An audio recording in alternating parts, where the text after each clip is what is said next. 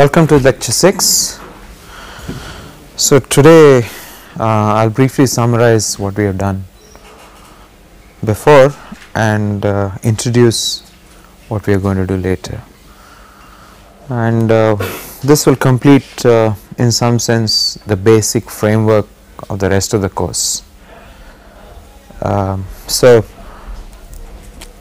before we start on semantics, let me just briefly go through the definition of the programming language PL0. Right, so we had this a program is defined as a block with some syntactic entity like a period. A block consists of a sequence of declarations, possibly empty, and a sequence of statements, also possibly empty. Declarations of various kinds which specify values or types or functionalities, as in the case of procedures.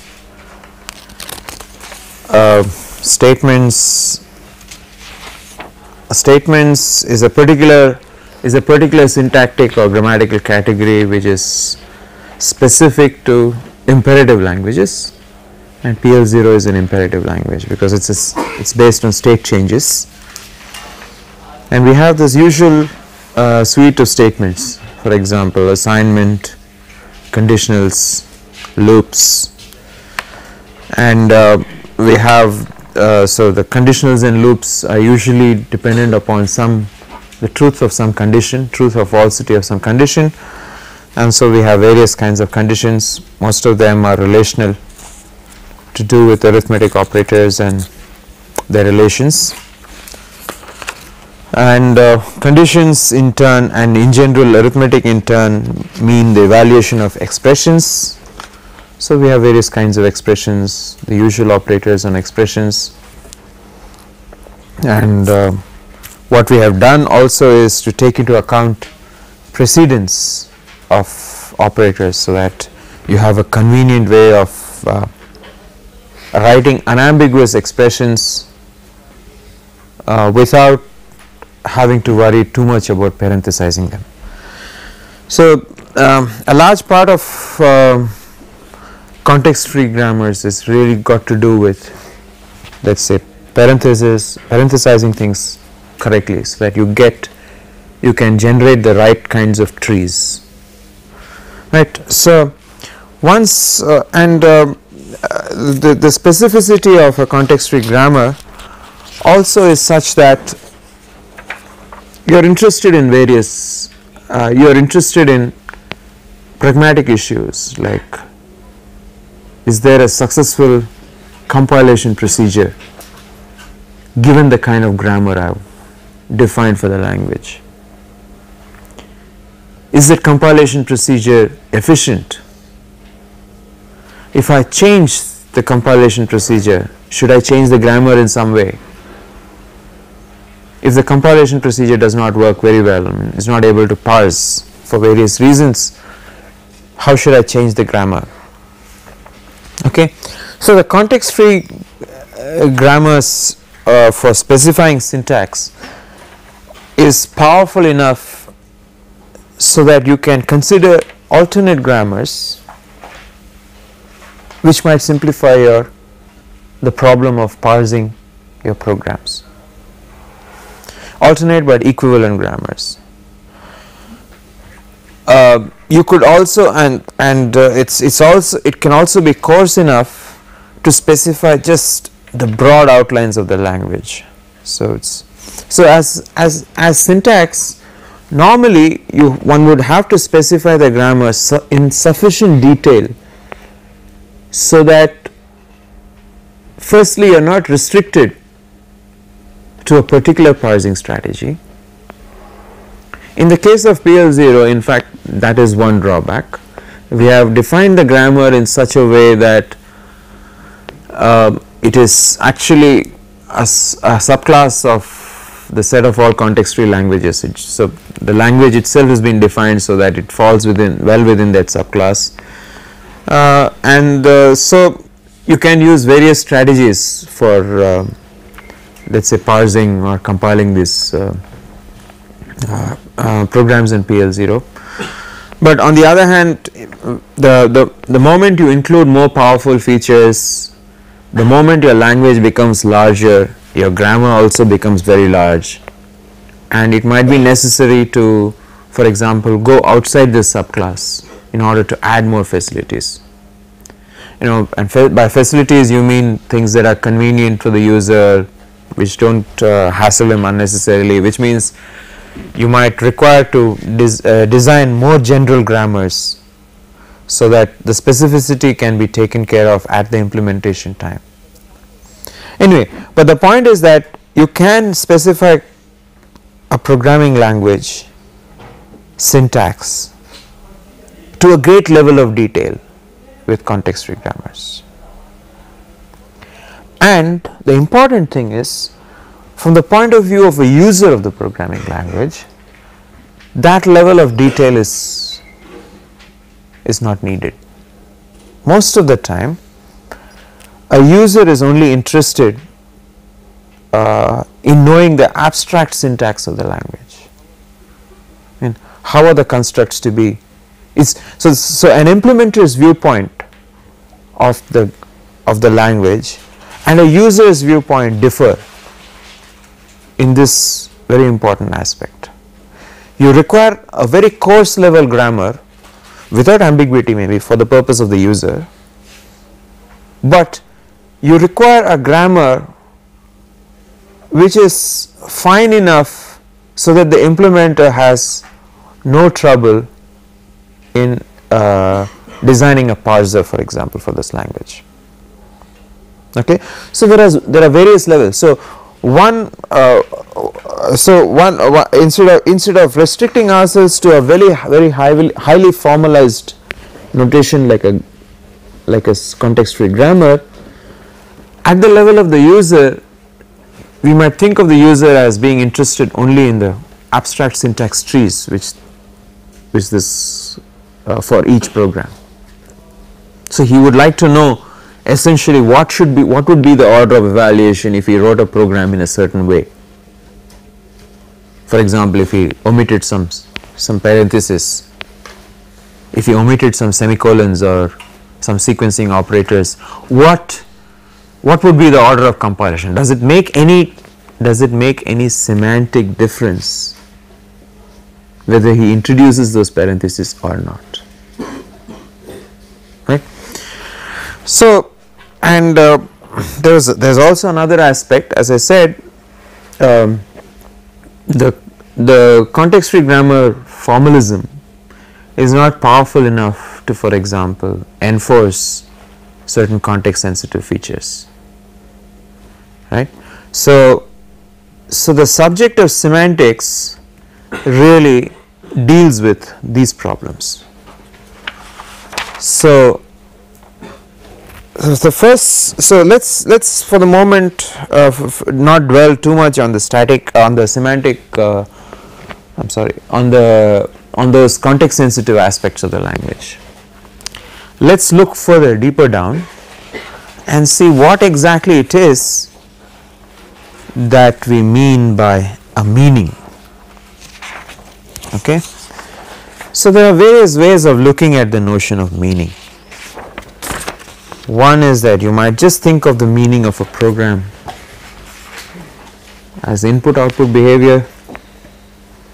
Very often for interactive programs, sequences of inputs and outputs is what you are interested in, or for many programs which can be divided up into neat procedures, you are more interested at the procedural level to determine what function that procedure represents, right. So does a program, so can we say, supposing we do not have too much of I/O in the program, one viewpoint we can take is that every program is a function,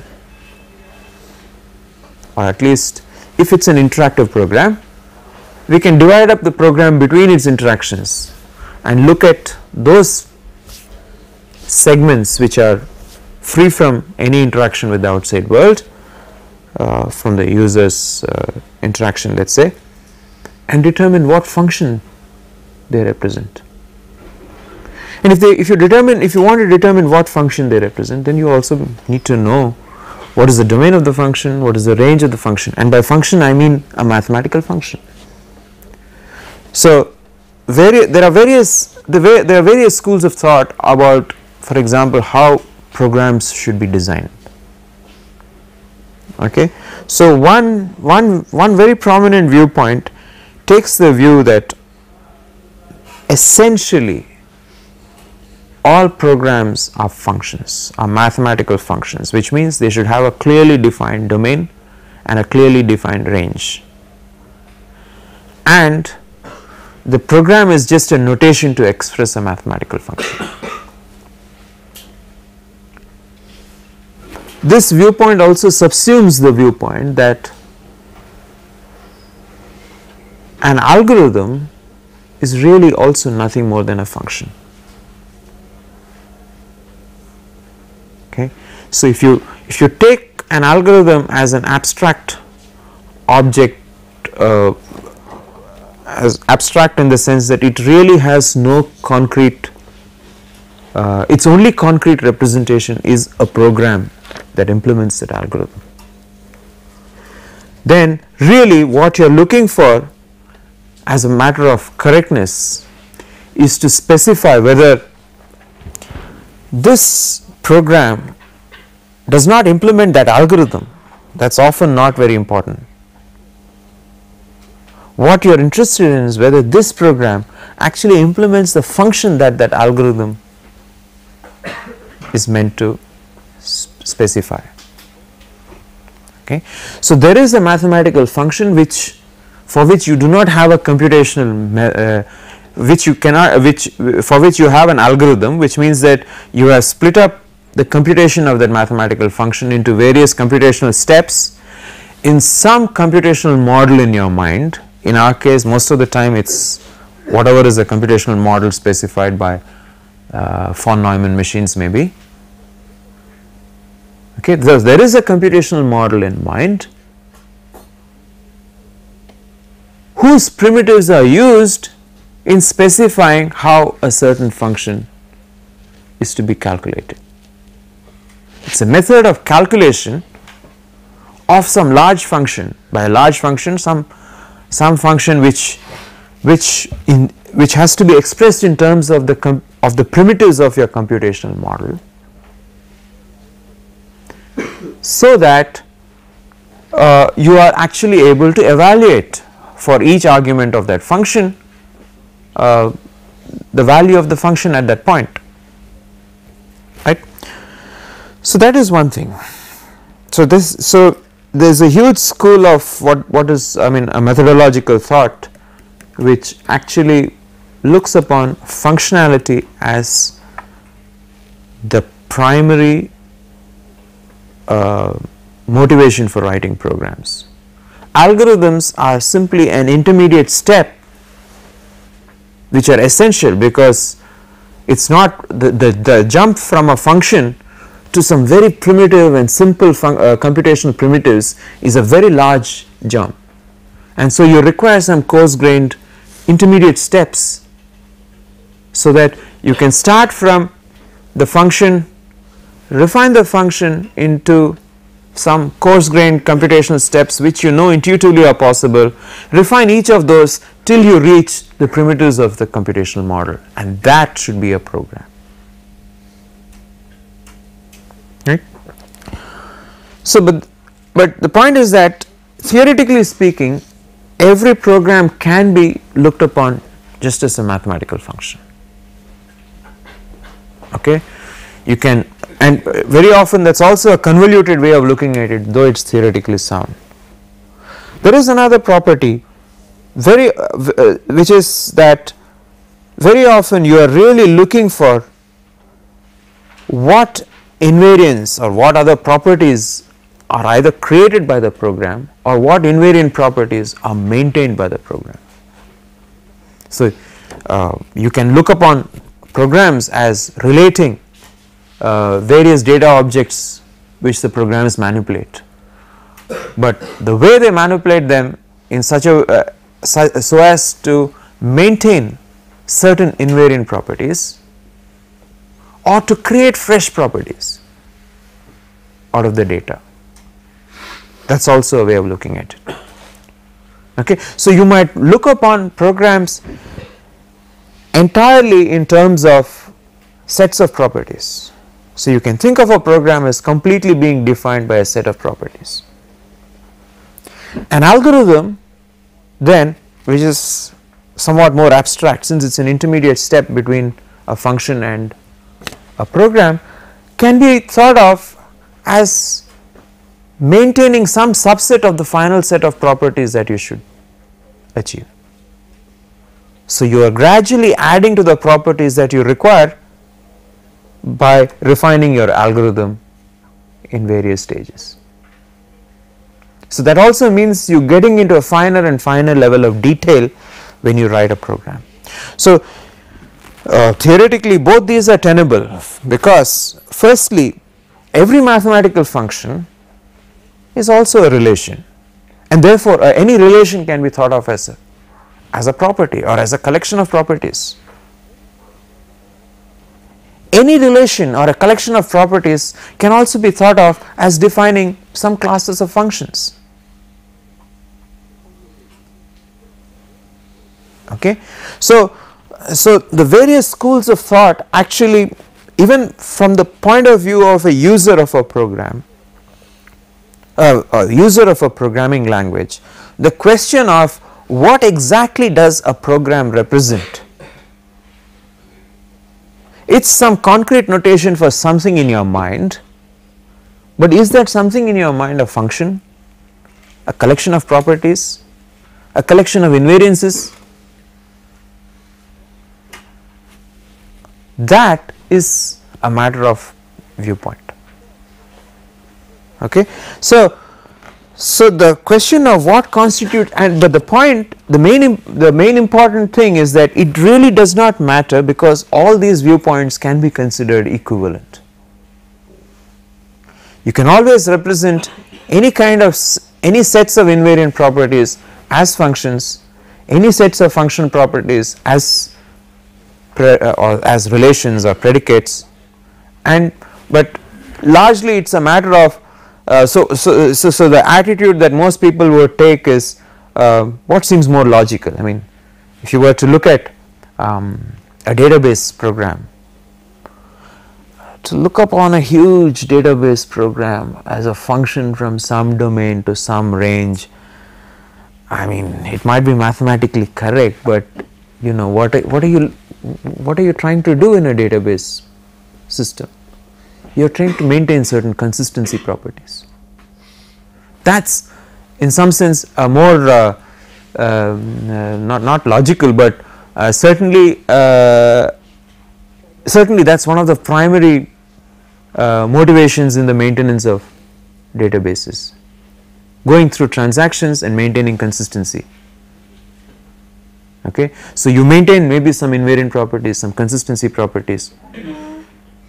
You can also look upon programs and data in a different manner. For example, most of the normal programs can be thought of as data filtering through a program, okay, and getting altered on the transformation of data as a program executes.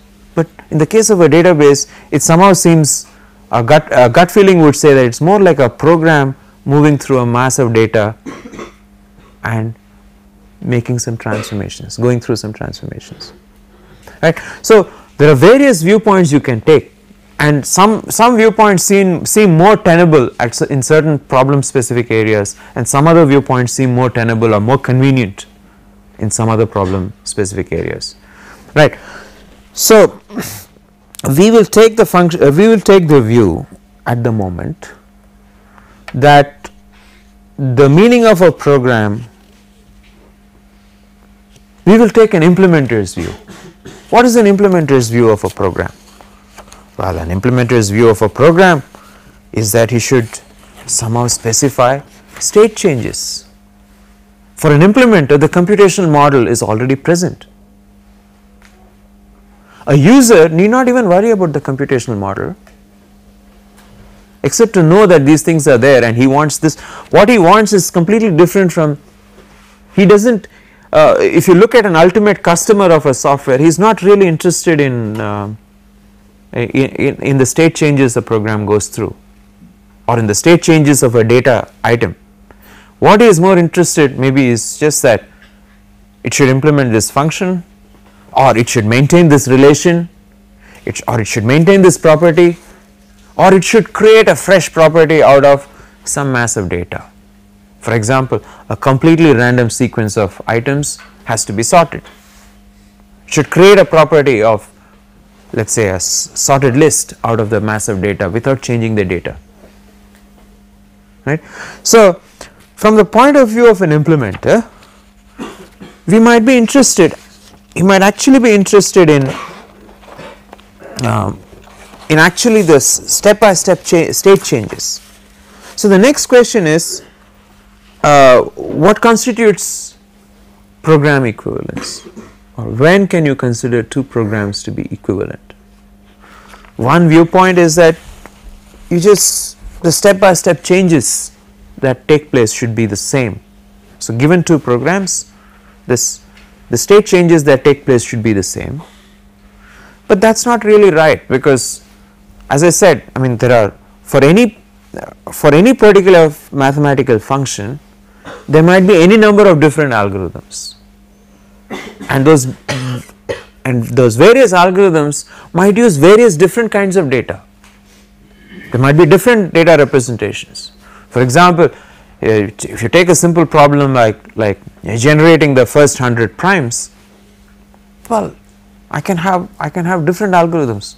One is the standard sieve of Eratosthenes, for example, which just you estimate, there are fairly accurate estimates of prime generation. Like, for example, the n plus 1th prime is usually less than or equal to twice the nth prime.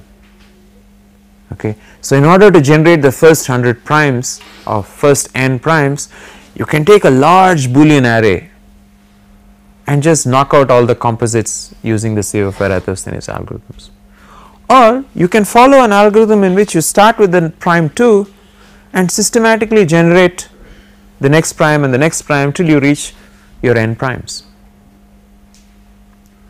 For each of these algorithms, there is almost an infinite number of programs which implement those algorithms. Okay.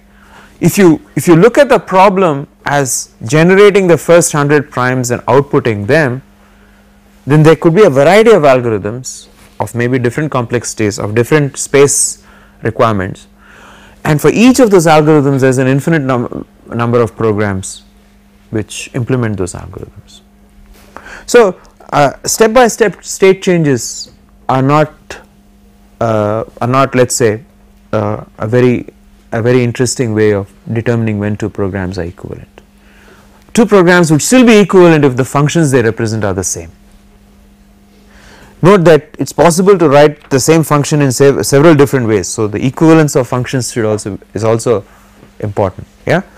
So, we will take the simplistic view that a program is just two programs are equivalent if they compute the same functions.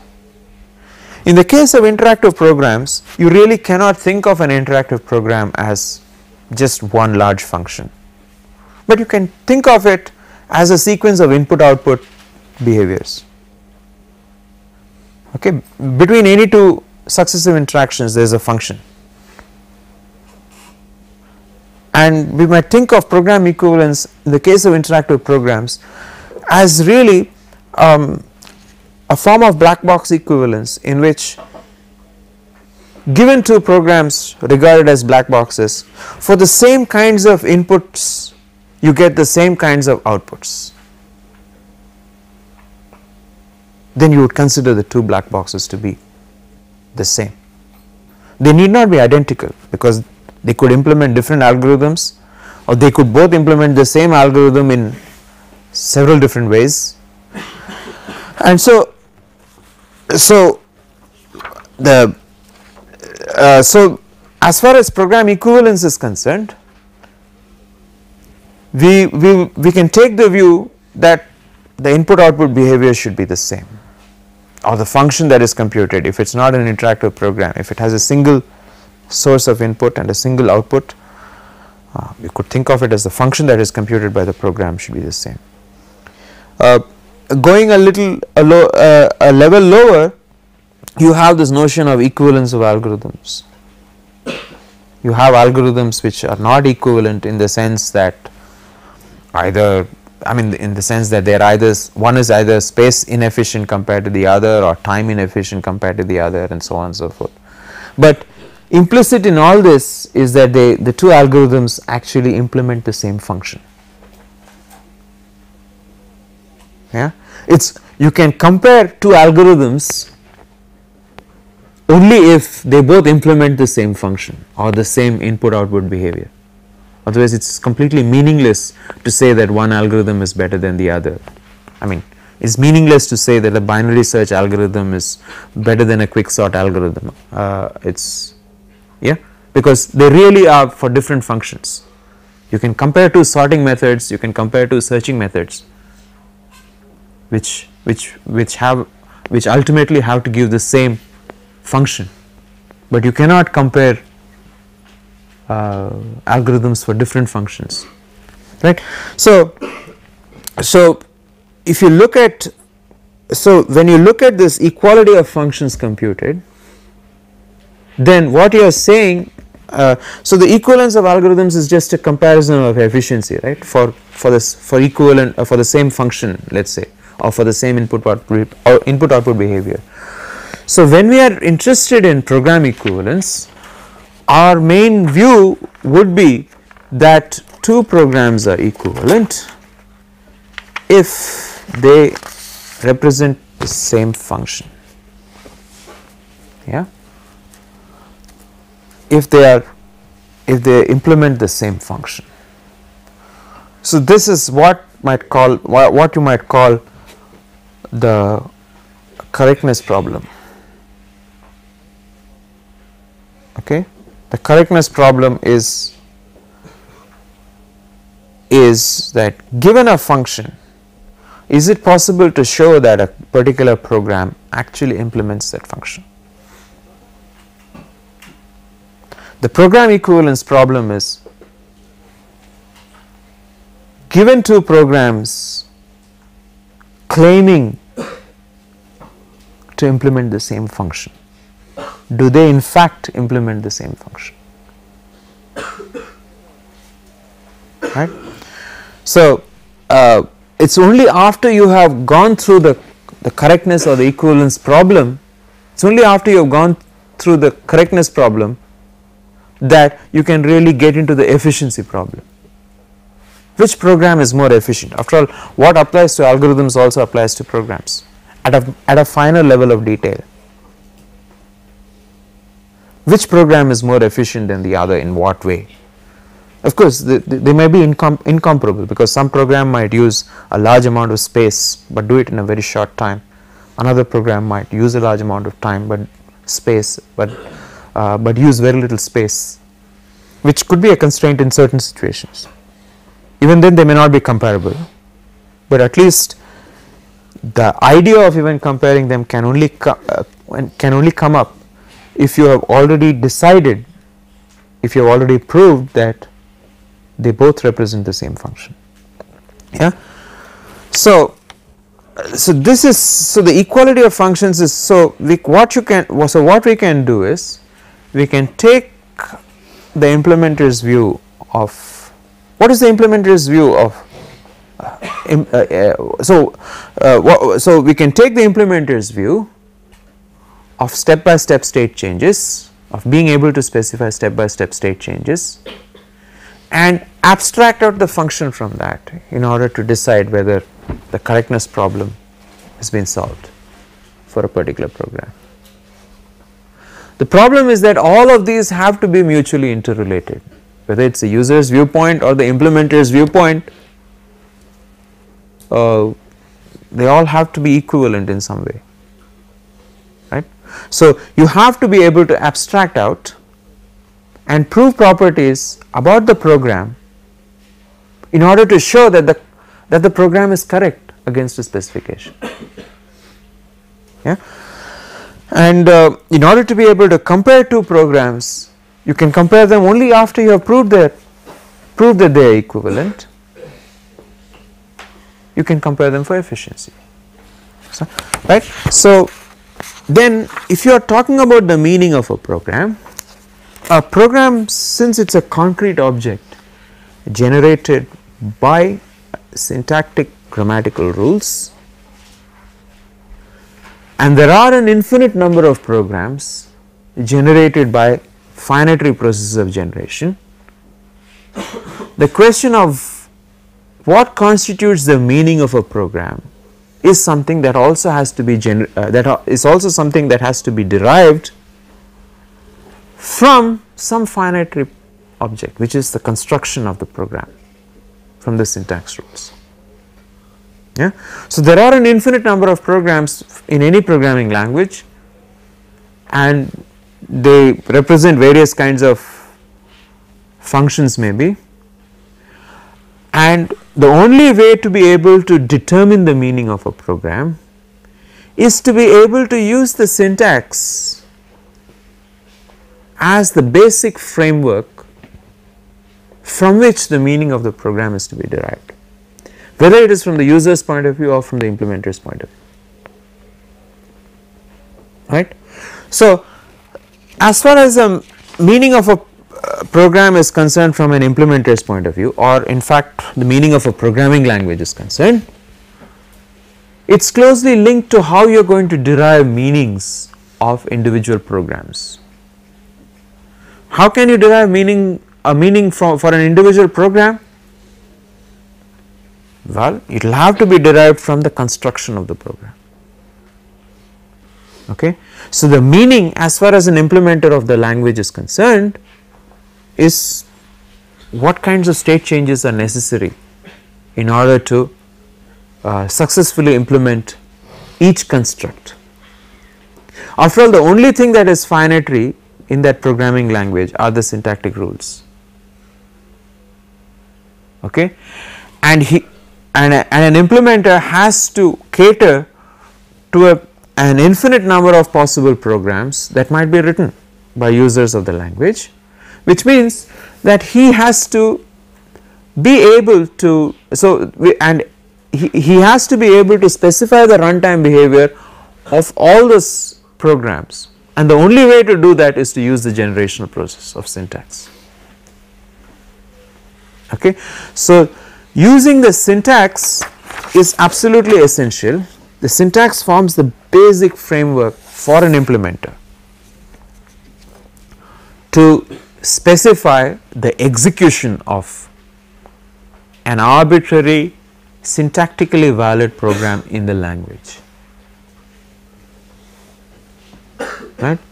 So, the syntax forms the basic framework, but of course, as I said, the syntax from the point of view of an implementer is a very detailed syntax. As I said, it avoids ambiguity, it takes precedence of operators into account, it sometimes, in order to suit the parsing algorithm, the grammar is changed in a certain way to make it convenient to implement, and so on and so forth, right.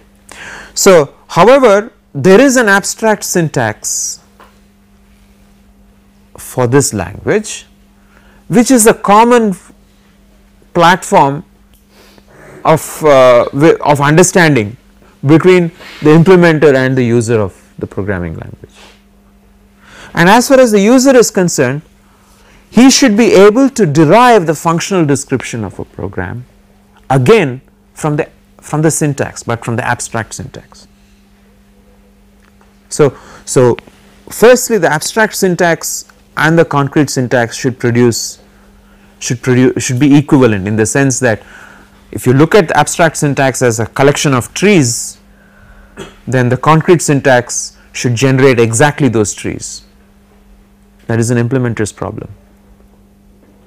Okay, so there is an equivalence there, and the implementer should somehow faithfully the abstract syntax is given a meaning which should be captured by the implementer.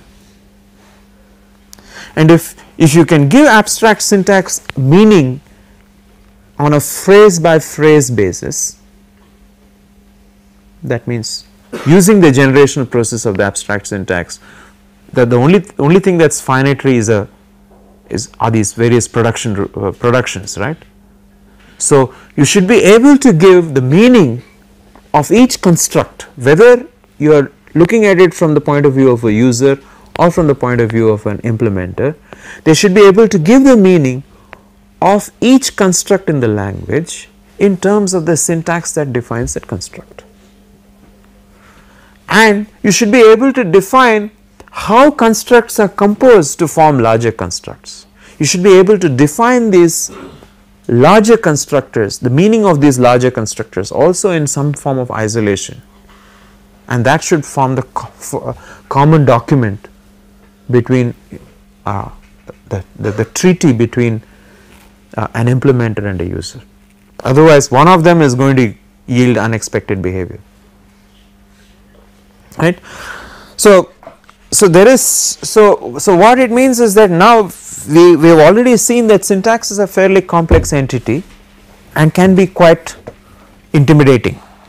A normal user is not going to be able to come to grips with the syntax that is actually being used, the fine level of detail which the implementer requires.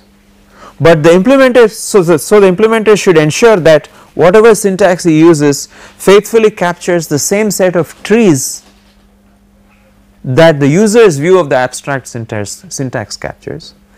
And secondly, he should provide an execution behavior which matches exactly the functional behavior that the user has in mind for each construct, and both the user and the implementer should produce equivalent functional behaviors, right. So only then you can avoid misunderstandings, let us say, and that would also ensure that there is a meaning for the programming language completely independent of any other considerations. Okay. So the abstract syntax will form our basic framework for giving the meaning of a programming language. What we will do is we will use the abstract syntax. We know now how to convert abstract syntax into more concrete syntax and into implementation convenient grammars. But the point is that there has to be an understanding between implementer and user as to what is expected of each construct in the programming language, and both have to be able to derive the final behavior of the program from the behaviors of each individual construct in the language. Yeah. So when we look at meanings in a programming language, the various viewpoint, one is a designer's viewpoint, the language designer's viewpoint is that he is really providing a set of high level primitive functions. Okay. The idea of designing a high level language itself is that your original machine is too primitive to admit of convenient programming. And what does convenient programming mean? That I have some mathematical function and the machine operations are too small and too atomic for me to conveniently come down to that level and program every function at that level.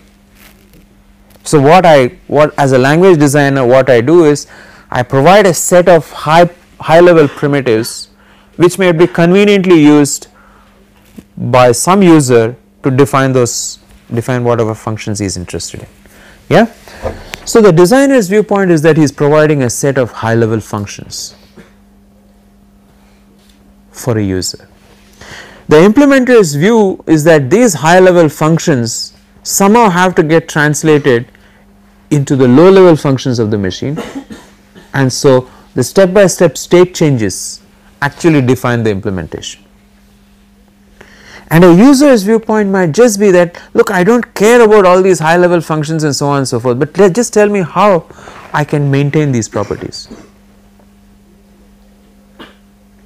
even more high level properties. Yeah. So, and all these three viewpoints have to somehow gel together. So, we will not go into great detail about these three viewpoints. So, these three viewpoints form the subject of semantics of programming languages. One is called the denotational semantics, that is the viewpoint of, that is a purely functional viewpoint which just says that this construct denotes this function. There is an operational viewpoint which actually is the implementer's viewpoint. It is the high level it's a collection of high level translations that the implementer provides to implement the for the programming language. And the last is the axiomatic, which is what presumably one should use as a user, and all these three viewpoints should somehow be equivalent. And the equivalence of all these three viewpoints is called the full abstraction problem.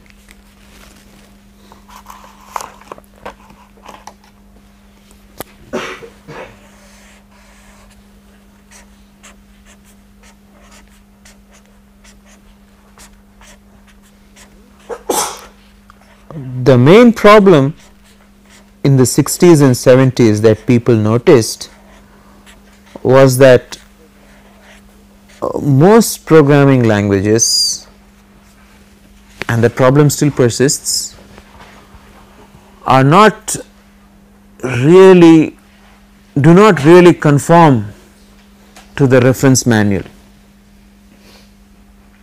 of the programming language, or that the reference manual for the programming language provided by the designer is not sufficiently detailed. Many implementers would read the reference manual and feel that it is not sufficiently detailed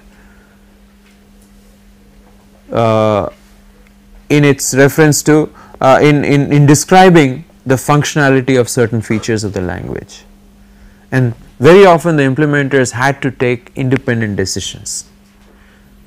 Okay. So, many semantic issues actually moved into the area of pragmatics. The result was that a large number of programs had to be either patched up or rewritten when they were moved from one machine to another, and because there was this misunderstanding between implementer and designer. Yeah. Secondly, where in the early languages there was no reference manual even, what it meant was that there was complete chaos as far as implementations were concerned, and many users misinterpreted what if there is some level of detail which is not present in the reference manual, for which the implementer has to take a decision, the user's view could also be that some other decision was taken. I mean, so unless you try out particular implementations, you don't know what decision has been taken, right. So most of these, the problem of full abstraction actually still persists. Most languages are defined in some loose, ambiguous terms. Implementers are forced to take certain decisions because the language manual is silent on the issue. Most often it is silent on the issue, which is of importance to implementers, and very often it is ambiguous to a user what exactly the construct represents. It is ambiguous to he is not able to derive how a combination of constructs can, what behavior would a combination of those constructs yield, because he is not able to infer the meaning. There could be one of several possible meanings. that is actually implemented. Yeah, a classic case of this even now is the Ada programming language,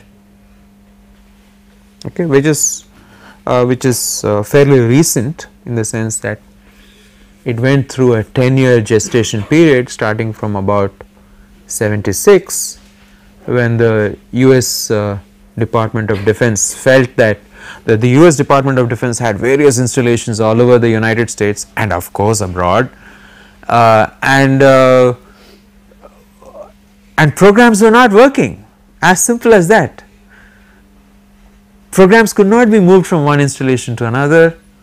There was a variety of languages, many of them the creation of committees within the Department of Defense itself, a variety of implementations for each of those languages, many of them created by subcommittees of the implementation committees, and there was complete chaos, right. So when they decided to actually that the effort of maintaining these programs, many of the Department of Defense programs are 40 years old, and they can't easily rewrite them because the price of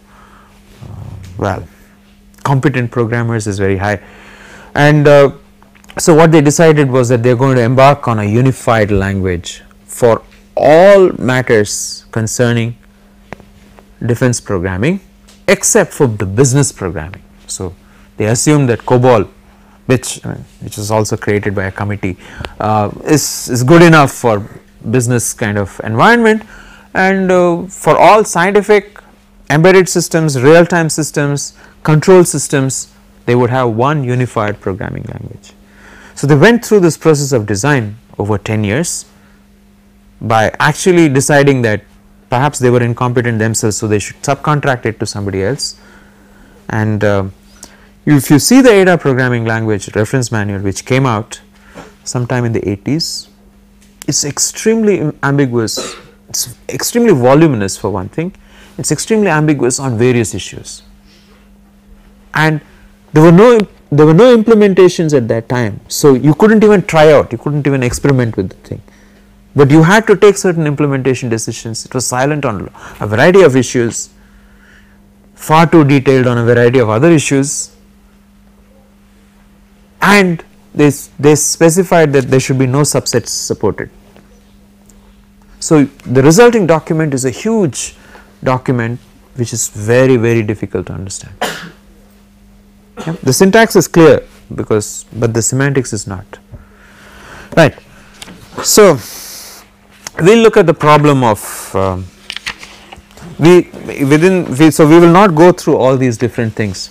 At various stages in your programming life you will come across these things. For example, many of you may have used a functional language for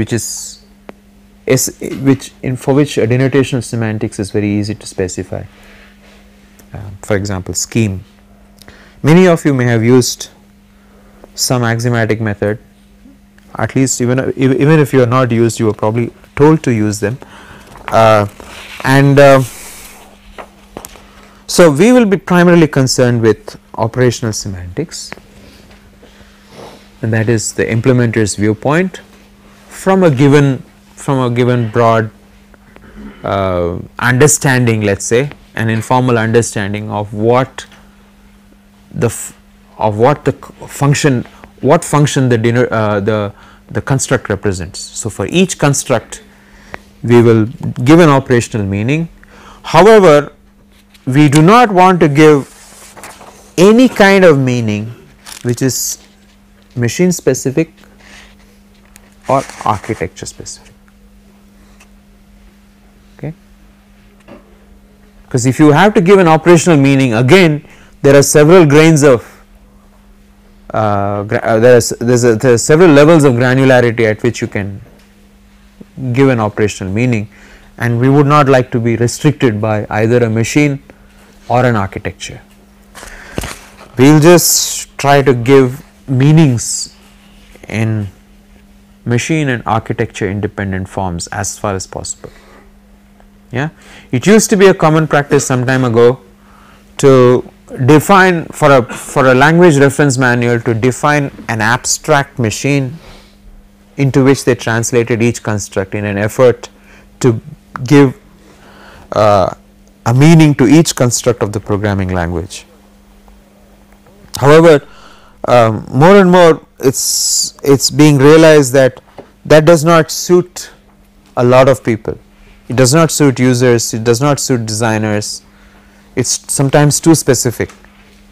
So a nice method of operational specification has now emerged in the last 10 years, which is machine independent, architecture independent, and is still able to give to a user it gives a step by step state changes, but it's also able to perform abstractions, so that you get maybe purely functional descriptions.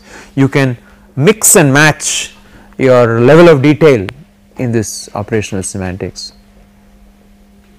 Yeah, you can become extremely machine specific, or you can become extremely you can become almost denotational in whatever you specify. Right. So, we will use this as a general method for specifying semantics or the meanings of constructs, which for our purposes basically means the runtime behavior of programs. Okay. Any kind of semantics of a large program has to be derivable from the semantics of the smaller constructs which make it up. So, which means an essential portion of the semantics hinges on being able to use the abstract syntax trees or the grammar rules in order to be able to specify the semantics. Yeah. So, we will since we understand now how we can go from an abstract grammar to more concrete grammars in some fairly simple fashion, and we would not like to be restricted by, we would not like to be hindered by parsing strategies or scanning strategies unless it is absolutely essential. We will just consider abstract syntax trees and specify meanings of abstract syntax trees. So, the compromises we make are that the abstract syntax trees anyway form the common level of syntactical understanding between a designer and a user and an implementer, and our operational semantics, well, while it's somewhat closer to the user to the implementer's view, can be abstracted out to provide a user's view, and it's sufficiently abstract not to get into the details of the machine architecture or the machine language. Okay, so it's a reasonable compromise in a general kind of course like this to give an operational meaning which is architecture independent, which is machine independent, and which depends only upon the abstract syntax trees, because the abstract syntax trees provide a method of induction. Induction on trees is a powerful method which you can use to derive meanings of complex constructs from simpler constructs. Yeah. So, we will define for PL0 initially without declarations as semantics, and that should familiarize you with the general method of operational specification. Yeah. So, the language of programming languages, the subject of programming languages is becoming more and more formal, and I think we should keep up with it, right. Okay then, thank you.